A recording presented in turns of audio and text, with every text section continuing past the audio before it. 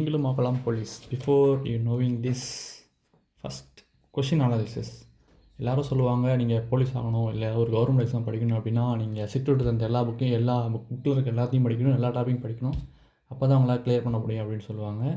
இந்த வீடியோ ஃபுல்லாக முடிச்சுட்டு நீங்களே டிசைட் பண்ணிக்கோங்க, புக்கு ஃபுல்லாக படிக்கணுமா இல்லை முக்கியமானது படிக்கணுமா, என்ன தேவையோ அது படிக்கணுமா அப்படின்னு நான் ஃபுல்லாக சொல்கிறேன். சொன்னதுக்கப்புறம் நீங்கள் டிசைட் பண்ணிக்கோங்க. ஃபர்ஸ்ட் ஆஃப் ஆல் பிசி எடுத்துப்போம். டிஎன்யூஎஸ்ஆர்பி நடத்துகிற போர்டில் நடத்துகிற பிசி போலீஸ் எக்ஸாம் கிரேட் 2 அதை எடுத்துப்போம். இப்போது இருக்க கொஷின் பேட்டர்ன், அதாவது இதுக்கு முன்னாடி நடந்த கொஷின் பேட்டர்ன் பார்த்தீங்கன்னா மொத்தம் 70 கொஷின் இருக்கும். டோட்டல் 70 கொஷின்ஸ் இருக்குது. இந்த 70 கொஷினை பார்ட் ஏ பார்ட் பி அப்படின்னு பிடிச்சிருப்பாங்க. பார்ட் ஏ அப்படின்னு பார்த்தீங்கன்னா பார்ட் ஏல 45 கொஷின்ஸ் வரும். பார்ட் பியில் பார்த்தீங்கன்னா 25 கொஷின் வரும். டோட்டலாக 70 கொஷின்ஸ். இந்த 70 கொஷின்ஸை நம்ம செப்பரேட் பண்ணி எங்கேருந்து வருது, எப்படி அனலைஸ் பண்ணுறது, அது எப்படி சிம்பிளாக படிக்கிறது. நம்ம டாப் ரேஞ்சாக இருக்கவங்களுக்கு நம்ம இதை சொல்லலை. அதாவது நான் ஸ்கூல்லேயும் சரி காலேஜும் சரி நான் ஒரு ஆவரேஜாக இருந்தேன். பாஸ் பண்ணுறதே கஷ்டப்பட்டு பாஸ் பண்ணேன். ஆனால் நான் போலீஸ் ஆகணும். என்கிட்ட ஸ்போர்ட்ஸ் கோட்டா கிடையாது, டிபார்ட்மெண்ட் கோட்டா கிடையாது, நான் எக்ஸர்வைஸ்மெண்ட் கிடையாது, அந்த மாதிரி கேட்டகரி தவிர்த்து நான் ஜென்ரலில் எழுதுனேன், நான் போலீஸ் ஆகணும் அப்படின்றதுக்காக தான் அந்த வீடியோ நான் போடுறேன். 2023 ஓவரால் மார்க் பார்த்திங்கன்னா 63 வந்துச்சு. அதாவது ஜென்ரல் கேட்டகரிக்கு, அதாவது ஸ்போர்ட்ஸ் கோட்டா இல்லை, டிபார்ட்மெண்ட் கோட்டா இல்லை, எக்ஸர்வைஸ்மெண்ட் இல்லை, என்சிசி இல்லை, என்எஸ்எஸ் இல்லை, எதுவுமே இல்லாமல் வெறும் ஜென்ரலில் அவங்க எக்ஸாம் எழுதி கட் ஆஃப் 63 மார்க் எடுத்திருந்தா தான் உள்ளார போக முடிஞ்சு. நான் ஃபிசிக்கல் மார்க்கை சொல்லலை, ஓவரால் மார்க்கை சொல்கிறேன். ரிட்டன் முடிஞ்சு ஃபிசிக்கல் முடிஞ்சு வர ஓவரால் மார்க்கை சொல்கிறேன். இப்போ 63 அவங்க ஃபிசிக்கல் எடுக்கிற அந்த மார்க் 24 ஆட் பண்ணிவிட்டு அவங்க இந்த கோட்டா வைஸ் வரதை நான் சொல்கிறேன். இப்போ நம்ம ரிட்டர்னில் எடுத்துருந்து 63 மார்க் எடுக்கணும். 70க்கு 63 எடுத்தால் தான் நமக்கு போஸ்டிங் கன்ஃபார்ம் ஆகும்.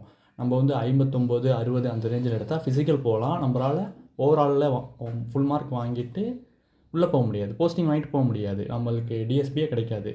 அந்த ரேஞ்சில் தான் இருக்கும். இந்த மேக்ஸிமம் 63 எடுத்தால் மட்டும்தான் நம்ம ஜென்ரலில் இருந்து இந்த எக்ஸாம் கிராக் பண்ணி உள்ள நம்ம போஸ்டிங் வாங்க முடியும். அவங்களுக்காக தான் அந்த வீடியோ போட போகிறேன்.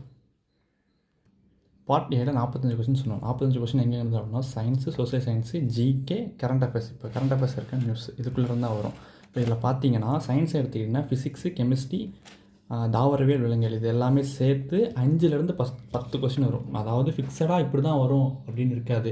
நீங்கள் ப்ரீவியஸ் இயர் கொஸ்டின் பேப்பர் எடுத்து பார்த்தீங்கன்னா எல்லா கொஸ்டின் பேப்பர்லையும் ஆல்டர்னேட்டிவாக தான் இருக்கும். ஒரு தடவை 5 கொஸ்டின் கேட்டிருப்பாங்க, ஒரு தடவை 8 கொஸ்டின் கேட்டிருப்பாங்க, ஒரு தடவை 10 கேட்டிருப்பாங்க, ஒரு தடவை 12 கேட்டிருப்பாங்க. அதாவது இந்த 4 டாப்பிக்கில் இருந்தும் மாறி மாறி தான் கேட்டிருப்பாங்க. இது ஃபிக்ஸடாக இது அந்த மாதிரி கேட்டிருக்க மாட்டாங்க. அப்போ இதில் ஒரு அப்ராக்சிமேட்டாக 5 to 10 சயின்ஸை பொறுத்த வரைக்கும் 5 to 10 அப்படி வச்சுக்கலாம். அதே மாதிரி சோசியல் சயின்ஸும் அதே மாதிரி தான் 5 to 10 கொஸ்டின். இதில் வரலாறு, புவியியல், குடிமையல், பொருளியல் இதிலேருந்து வரலாம்.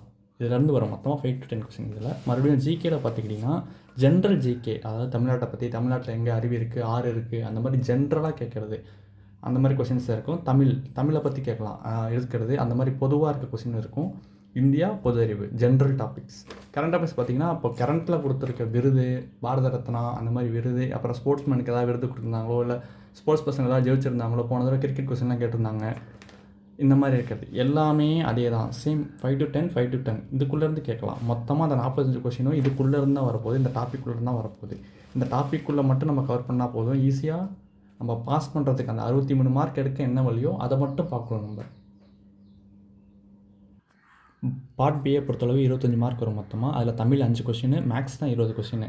இப்போ நம்ம எப்படி கவர் பண்ணுறது அப்படின்றத பார்க்கலாம். இருக்கிறதுல ஈஸியஸ்ட் டாபிக் எது அப்படின்னு பார்த்தீங்கன்னா மேக்ஸ் தான். ஏன் அப்படின்னா பார்ட் ஏ இல்லை தமிழ் இதை பொறுத்த வரைக்கும் கொஸ்டின்ஸ் எங்கேருந்து வருது, எப்படி வருது அப்படின்லாம் தெரியாது. ஆனால் பார்ட் பியில் மேக்ஸை பொறுத்த வரைக்கும் அதில் மொத்தம் எத்தனை டாபிக் இருக்கோ அந்த டாப்பிக்குள்ளே இருந்தால் கொஸ்டின் வரும். நீங்கள் அதை மேக்ஸை அண்டர்ஸ்டாண்ட் பண்ணிக்கிட்டீங்க அப்படின்னா அது வேலையை முடிஞ்சு. நீங்கள் டெய்லியும் ஒரு டாபிக் மேக்ஸை கவர் பண்ணிங்கனாலே போதும். டெய்லி 1 மணி நேரம் மேக்ஸாக இருக்குது. நீங்கள் டெஸ்ட் பேஜ் போடுங்க, வெளியே எங்கேயாவது இன்ஸ்டியூட்டில் படிச்சுட்டு இருங்க, அதெல்லாம் உங்கள் தனிப்பட்ட முறையில் என்னென்னா படிங்க. ஆனால் காலையில் எந்திரிச்சொட்டியும் 1 மணி நேரம் மேக்ஸுக்குன்னு ஒதுக்கிட்டீங்க அப்படின்னா டெய்லி 1 மணி நேரம், காலையில் 1 மணி நேரம் மேக்ஸுக்கு ஒரு டாப்பிக்கு அப்படின்னு சொல்லி ஒதுக்கிட்டீங்க அப்படின்னா இந்த 20 மார்க் உங்களுக்கு கன்ஃபார்ம் ஆகிடும். இந்த 5 மார்க் பார்த்திங்கன்னா நம்ம எலிஜிபிலிட்டி டெஸ்ட் படிப்போம், அல்லது நம்ம புக் பேக் கொஸ்டின் படித்தாலே போதும். நார்மலாக ஏதோ நம்ம ஸ்கூல் புக்கில் இருக்க புக் பேக் கொஸ்டின் படித்தாலே போதும். நான் தமிழில் இருக்க 5 மார்க் வாங்கலாம். அது இல்லாமல் எக்ஸ்ட்ரா ஒரு பெனிஃபிட் எதுங்க இருக்குது அப்படின்னா நம்ம எலிஜிபிலிட்டிக்கும் யூஸ் ஆகும். அது 30 மார்க் எடுக்கணும், அதில் அங்கே யூஸ் ஆகும் நமக்கு. அப்போ இந்த 25 மார்க் நீங்கள் ஃபஸ்ட்டு ஒரு கொஸ்டின் கூட போகாமல் 25 out of 25 வாங்கிட்டீங்க அப்படின்னா நீங்கள் வந்து 50% ரெடி.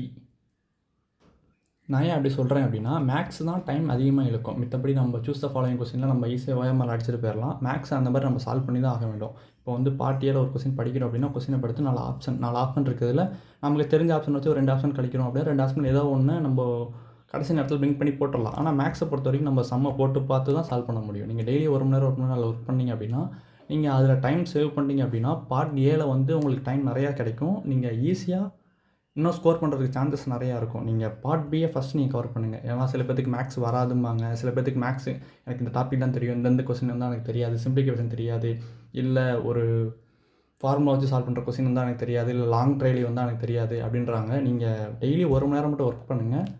கண்டிப்பாக மேக்ஸில் அவுட் ஆஃப் 25ல் வந்து அவுட் ஆஃப் 20ல் வந்து 20 நீங்கள் எடுத்துட்டீங்க அப்படின்னா பாதி முடிஞ்சிச்சு. முன்னாடி போகலாம், பார்ட்டியே போகலாம்.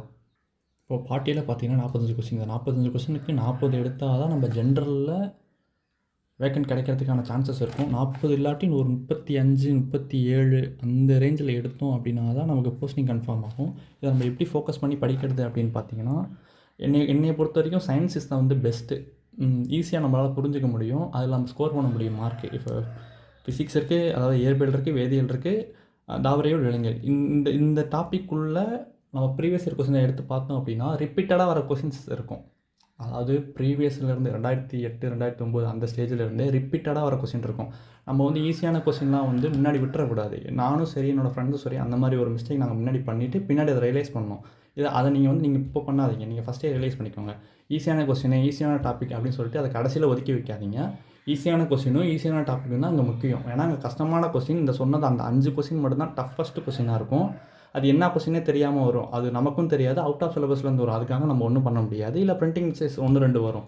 அதை பற்றி நீங்கள் கவலைப்படாதீங்க, அதுக்கு நீங்கள் ஃபோக்கஸ் பண்ணாதீங்க. ஈஸியான கொஸ்டினும் ஈஸியான டாபிக் எங்கே இருக்கோ அதை ஃபஸ்ட்டு ஸ்ட்ராங்காங்க, டபுள் ஸ்ட்ராங்காங்க. ஈஸியாக இருக்க இடத்துல பின்னாடி சொன்ன 25 மார்க்கு, முன்னாடி வந்து இந்த ஃபிசிக்ஸ், இந்த சயின்ஸ் டாபிக் ஃபுல்லாக எடுத்துக்கோங்க. இப்போ ஹிஸ்ட்ரியை பொறுத்த வரைக்கும் ஹிஸ்ட்ரி நிறையா இருக்கும். அதனால் அந்த ஏஜ் இருக்கும், அந்த வருஷம் இருக்கும், நாள் இருக்கும், கிழமை எல்லாமே இருக்கும். அதெல்லாம் போட்டு ரொம்பலாம் குழப்பிக்காதீங்க. நீங்கள் படிக்கிறத தெளிவாக படிங்க. ஒரு டாபிக் படித்தாலும் அந்த டாப்பிக்லேருந்து எந்த கொஸ்டின் வந்தாலும் அந்த கொஸ்டினை தெளிவாக படிங்க. ஏன்னா நமக்கு 4 ஆப்ஷன் கொடுக்க போகிறாங்க, நமக்கு நெகட்டிவ் மார்க் கிடையாது. நல்லா யோசிச்சுட்டு பொறுமையாக போடலாம். நமக்கு பின்னாடி எலிஜிபிலிட்டி இருக்கனால எக்ஸ்ட்ரா டைம் இருக்குது. நம்ம தமிழில் 30 மார்க் எடுத்தால் போதும். அதில் நம்ம 100க்கு 95 மார்க் எடுக்கணும் அப்படின்ற அவசியம் இல்லை. 30 கொஸ்டின் நம்ம தமிழ் எலிஜிபிலிட்டி கரெக்டாக போட்டு முன்னாடி பார்ட்டியில் வந்து பக்காவாக உட்காந்துக்கலாம். நான் சொன்ன மாதிரி மேக்ஸை நீங்கள் டெய்லியும் ப்ரிப்பேர் பண்ணிகிட்டே வந்தீங்கன்னா அந்த 20 out of 20 டக்குன்னு ஒரு 20 மினிட்ஸ்க்குள்ளே, ஒரு 15 மினிட்ஸ்க்குள்ளே முடிச்சிட்டிங்க அப்படின்னாலும் இந்த 45ல் வந்து நல்லா வலுவாக சமணம் போட்டு உட்காந்துருங்க. ஒவ்வொரு கொஸ்டினையும் யோசிங்க, பொறுமையாக பண்ணுங்கள். நீங்கள் படித்த டாப்பிக்கில் ஸ்ட்ராங்காக இருங்க. படித்த டாப்பிக்லேருந்து அந்த 4 ஆப்ஷன் வருது இல்லை, அதை வந்து கழிச்சிருங்க. எப்படின்னா நமக்கு தெரியும், அதாவது இந்த வருஷம் இந்த ஆக்ட் நடந்திருக்கு, அப்போ அந்த கொஸ்டினுக்கும் இந்த ஆக்டுக்கும் சம்மந்தம் இல்லை அப்படின்னா அந்த ஒவ்வொரு ஆப்ஷனும் அடிச்சுக்கிட்டே வாங்க. எந்த ஆப்ஷன் நமக்கு தெரியலையோ அந்த ஆப்ஷன் தூக்கி போட்டுவாங்க. இப்போது ஹிஸ்ட்ரியை பொறுத்த வரைக்கும் எப்படின்னா, எக்கனாமிக்ஸ் பொருளியல் பார்த்தீங்கன்னா சின்ன டாபிக், அது வந்து கொஞ்சம் சின்ன டாபிக் தான். ஆனால் அதுலேருந்து 2-3 கொஸ்டின் கன்ஃபார்மாக வந்துகிட்டே இருக்கும். குறைஞ்சபட்சம் ஒரு கொஸ்டின் வந்துடும். சின்ன டாபிக் நீங்கள் வந்து ஒரு 2 நாள், அதிகபட்சம் 3 நாள், அதிகபட்சம் ஒரு 5-10 மணி நேரம் கொடுத்தீங்கன்னா உங்களால் 1 மார்க் வாங்க முடியும். அந்த 1 மார்க் தானே அப்படின்னு சொல்லிட்டு நீங்கள் அசால்ட்டாக விட்டீங்க. இப்போ ஹிஸ்ட்ரியில் வந்து நிறையா வருது, வரலாறு வந்து நிறையா இருக்குது, நான் அதை ஃபஸ்ட்டு கவர் பண்ணுறேன் அப்படின்னு பார்த்தீங்கன்னா அது வேலைக்கு ஆகாது. நீங்கள் ஃபஸ்ட்டு சிம்பிளாக இருக்கிறத முடிங்க. குடுமையிலும் சின்னதாக தான் இருக்கும். இந்த 2 டாப்பிக்கை நீங்கள் ஃபுல்லாக முடிச்சிட்டிங்க அப்படின்னாலே இதுலேருந்து ஒரு கொஸ்டின், இதுலேருந்து ஒரு கொஸ்டின், உங்களுக்கு 2 மார்க் கேரண்டி ஆகிடும். அதுக்கப்புறம் மேலே இருக்கிறத கொஞ்சம் கொஞ்சமாக படிங்க. ஹிஸ்ட்ரியும் ஃபுல்லாக படிக்கணும், எல்லாத்தையும் முடிக்கணும் அப்படின்னு நினைக்காதீங்க. நீங்கள் 6ஆவதுலேருந்து 10 வரைக்கும் படிக்கிறீங்க அப்படின்னா 6 to 8 நான் படிக்கணும் அப்படின்னா அது 6 to 8ல் ஸ்ட்ராங்காக இருங்க. இல்லை நான் 9ஆவது வந்து நல்லா படிக்க போகிறேன் அப்படின்னா 9ஆவதுல ஸ்ட்ராங்காக இருங்க. அதாவது டபுள் ஸ்ட்ராங்காக இருங்க.